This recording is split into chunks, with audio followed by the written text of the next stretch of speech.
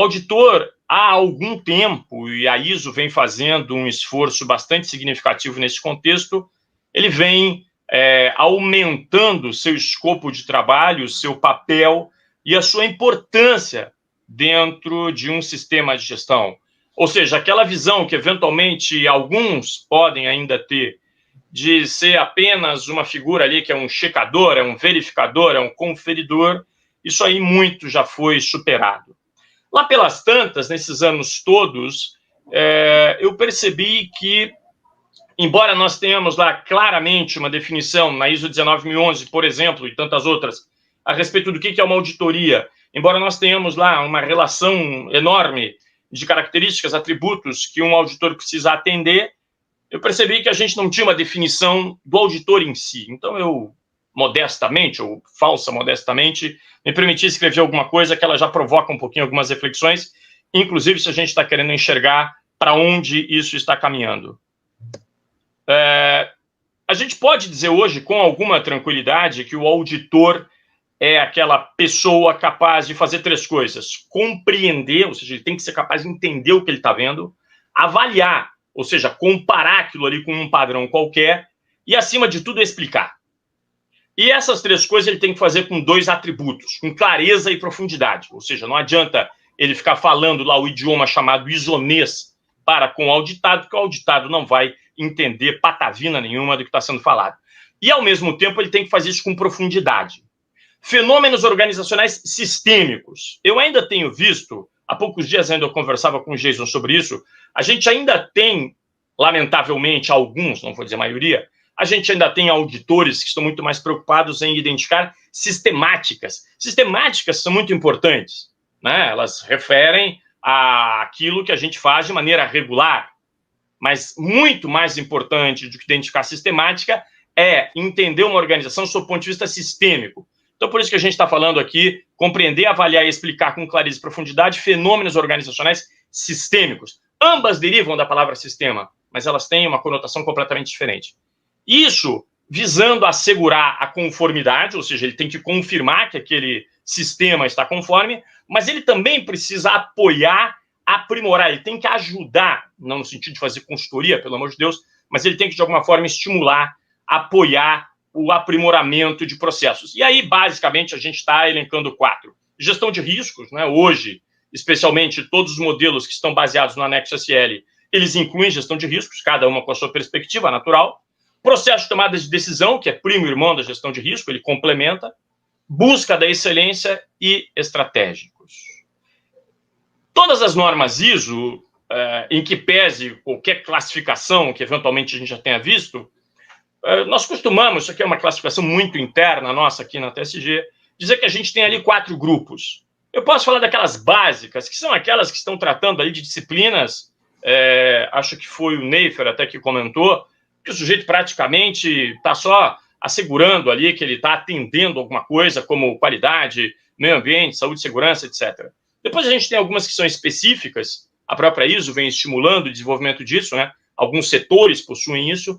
E lá em cima nós vamos ter 2 grandes blocos. Aquelas que estão preocupadas em contribuir com a integridade de um negócio, ou seja, eu posso falar aí, por exemplo, de uma 22301, continuidade dos negócios, né? Eu quero assegurar que o meu negócio vai ser íntegro, ele não vai se perder, ele vai poder continuar operando, mesmo no caso de eventos catastróficos, ocasionalmente, e também aquelas que estão contribuindo para a busca da excelência.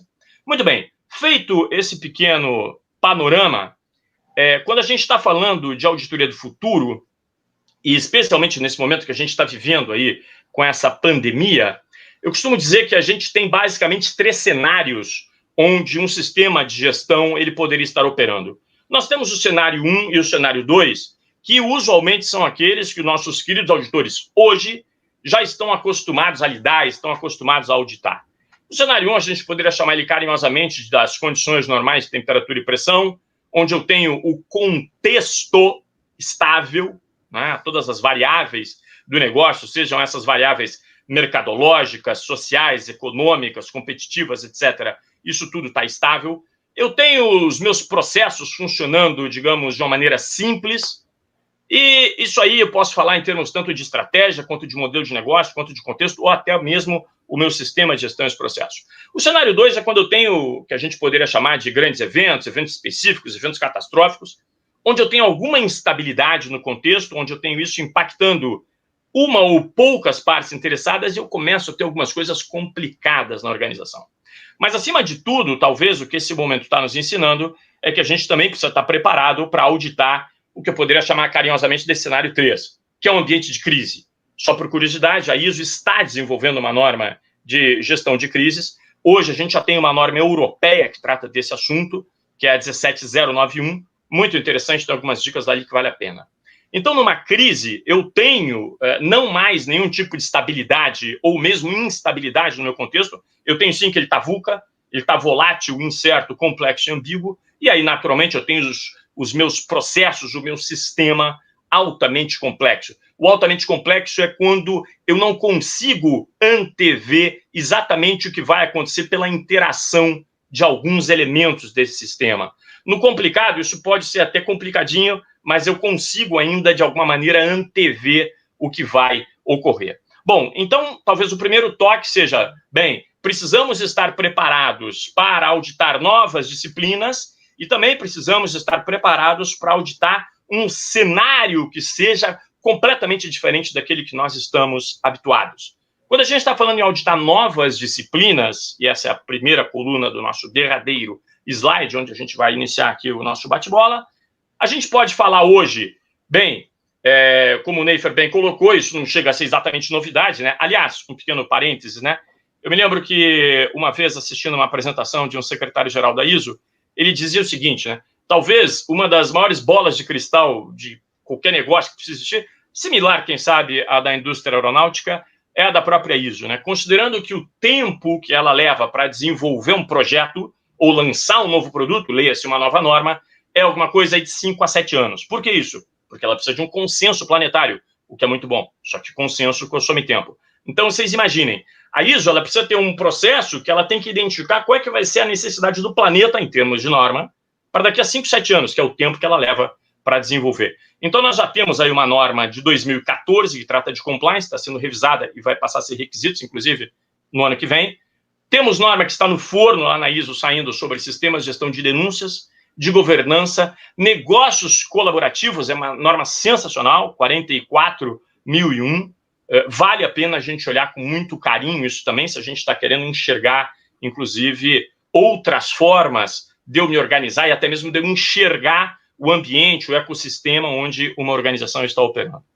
Sem sombra de dúvida, agora, inclusive, nesse momento de pandemia, a gente pode falar das tecnologias de informação e comunicação. Então, se a gente olhar documento do IAF, o International Accreditation Forum, de 2018, ele já está falando ali em uso de drone, que é uma coisa que daqui a pouquinho vai ser absolutamente corriqueira. Imagina eu auditando aí uma construtora que está pavimentando uma estrada. Não faz sentido eu ter que andar, ainda que eu não fosse andar a pé, 30 quilômetros para entrevistar alguém, eu conseguiria operar tranquilamente um drone. A própria figura de um BI, de um Business Intelligence, né, para avaliar como é que está a evolução dessa organização em termos de não conformidade, onde é que isso aí tem mais acontecido, onde é que tem acontecido menos, etc., fazer alguns cruzamentos de dados interessantes. E também falar da própria realidade aumentada, ou seja, eu pegar o meu celular, apontar para alguma coisa, nisso aqui que eu já apontei, ela já consegue ver qual é o processo que está envolvido, qual é o documento, qual é a área, qual é o requisito das normas que se aplicam, coisa que eu valha. Isso aqui é uma segunda família. E uma terceira família, sem a menor sombra de dúvida, e talvez essa aqui já possa inspirar vários de vocês que estão nos assistindo sobre até desenvolvimentos pessoais, são novas competências, especialmente para os auditores, focadas em negócios. Eu diria ainda que a auditoria baseada em riscos de verdade ainda é uma bela competência a ser adquirida, a ser desenvolvida. A própria competência de planejamento estratégico, se nós estamos dizendo que o auditor é alguém que já deve e aí cada vez mais colaborar com o desenvolvimento, colaborar com o futuro de uma organização, é óbvio que um auditor vai ter que ter algum domínio sobre isso. Cultura organizacional, cada vez mais. Se tem uma tendência clara, pessoal, uma tendência clara, procurem contar quantas vezes a palavrinha cultura está aparecendo nas novas normas que estão surgindo. Está aumentando significativamente. Comportamento organizacional, que é o primo irmão, ética, engajamento. Ainda esse ano, a própria ISO revisou uma norma que ela chama de 10.018 sobre engajamento de pessoas e liderança. Então, quando a gente está falando de auditoria do futuro, a gente está falando basicamente nessas três famílias de atenção para um profissional. Ou seja, novas disciplinas que eu deveria me desenvolver, uso que cada vez mais vai ser mais intenso, seguramente, de tecnologia da informação e comunicação e, ao mesmo tempo, competências que eu preciso ter para eu estar cada vez mais aderente, para eu conseguir contribuir no bom sentido, não entendo ao contrário, com o negócio auditado. Então, basicamente, deixa eu ver como é que eu saio daqui, volto para algum lugar, aqui estou eu. Então é isso aí, né, seu Decol? Vamos lá. É isso aí. Eu acompanhei essa tua apresentação e evolução, eu fiquei pensando na minha evolução e na minha carreira como auditor. Eu acompanhei toda essa evolução no mercado de aviação, né? E como a gente estava falando mais cedo, ainda hoje eu vejo essa figura do auditor checador, né? O auditor que pega aquele checklist e segue como se fosse uma bíblia, né? E aí, em contrapartida, você tem um mundo VUCA, que não tem nada a ver com o checklist. Você tem que olhar o ambiente, saber onde você está, saber as interações de várias fontes. Peraí, de onde está vindo isso aqui? Filtrar, olhar, analisar, tudo em questão de poucos minutos, né? E a operação acontecendo, né? Por exemplo, eu cito um caso de você está auditando uma operação de manutenção do aeroporto, onde a operação está acontecendo ali. Você está com a aeronave chegando no aeroporto, o pessoal indo atender a aeronave, acontecendo 60 processos ao mesmo tempo em questão de 20, 30 minutos. E processos muito complexos, né? Então, o auditor tem que ser capaz de fazer essas avaliações de forma muito rápida, né? E o que eu tenho visto hoje é essa quebra de paradigma de alguma parte deles, uma outra parte ainda continua seguida naquele trilho, né? Então, esse choque de realidade já deveria ter sido feito há alguns anos, né? Então, a gente tem que dar esse choque de realidade aí no pessoal para avançar. E aí, complementando ali, que você estava falando da inovação, pega o exemplo que o Alexandre estava falando, né? A Airbus vem inovando há algumas décadas aí, né? E imagino que eles estão pensando hoje. O Fly-by-Wire veio no A320 ali, no A300 ali, alguma coisa de Fly-by-Wire dos anos 70, né? E, por exemplo, você pega o A320, eu brinco ali, eu falo para as pessoas, ele voa sozinho sem piloto automático, só no envelope de proteção. Então isso é tecnologia dos anos 80 ali, que foi concebida nos anos 70. Então, imagino que eles estão pensando hoje. Então, para auditar esse tipo de coisa, você tem que ter essa interação e o mundo é VUCA, não importa. Eu acho que... E fazer essas conexões, né, Marcelo, digamos, dos requisitos naquele contexto específico, né? Eu sempre digo, né, pessoal, nunca é demais a gente lembrar que a palavra auditar, ou auditor, ela vem do latim, que é ouvir, né? Agora, se eu tenho que ser muito bom em alguma coisa, eu tenho que ser muito bom em uma coisa só, que é perguntar. Porque para eu ouvir, eu tenho que perguntar. Se eu fizer pergunta boba, eu vou ter resposta boba. Agora, o próprio Einstein dizia, né, o que move o mundo são as perguntas, não as respostas, né? Porque a pergunta é que força a reflexão, a pergunta é que leva alguém a tentar questionar se aquilo ali não poderia ser de outra forma, né? E isso, sem sombra de dúvida, é um aprendizado muito grande, muito grande. Isso é um dos vetores de melhoria das próprias organizações. Aliás, né, a gente também sempre é bom lembrar, né, a própria 9001 atual, a de 2015, se você olhar lá, tem uma notinha em 10.1, se não me falha a memória, quando ela fala em melhoria, e ela explica lá o que seria a abrangência da figura da melhoria. Inovação já está lá, né? Já está lá. É uma questão assim, de você olhar muito para o que está acontecendo, se você estivesse lá no passado, o que está acontecendo hoje? Qual a pergunta que eu tenho que fazer? É uma pergunta bobinha, né, que eu sempre faço. Por que você faz assim? Me explica o porquê que você faz assim. E aí gera essa reflexão, peraí, será que o que eu estou fazendo é porque está escrito ali, eu tenho que seguir aquela receitinha, ou eu poderia fazer de uma outra forma que ia gerar menos impacto, mais retorno para a empresa ou para a organização, e a melhorar o desempenho ali daquele processo. Então, eu olho e quando eu olho um processo, eu penso muito nisso. Peraí, por que você faz isso? Tem uma outra forma melhor para ser feita? Algumas pessoas até falam assim, legal, ótimo, mas ainda assim você tem aquela retração, e aí conecta também com a colaboração, né, a gestão colaborativa, porque parece que você está testando a pessoa e não o sistema, né? Então talvez isso precise, as pessoas estão parar de, às vezes eu vou usar uma palavra milindre, né? Parar com o milindre de achar que o auditor ele só quer te pegar, ele quer entender, a gente está pensando o que seria melhor, né? Como seria melhor para a própria organização que você está auditando, seja de primeira, segunda ou de terceira parte, que hoje, como a gente estava falando em outra ocasião, a terceira parte está até sumindo, né? É muito melhor você fazer auditoria de segunda parte, que você tem um ganho muito melhor do que ter ali algumas certificações ali com terceira parte. Então, acho que a inovação faz parte está implícito dentro da própria auditoria. Então, o auditor fomenta essa mudança e essa busca para o futuro, né? Então, ele questiona o status quo, né? Quando você questiona o status quo, se o auditado tiver maturidade suficiente, vai cair a ficha, né? Eu sempre digo, né, nessa questão que você estava levantando, que talvez o M mais importante de qualquer processo, né, se você pegar lá dos 7 ou 10 M's, é o M da missão, né?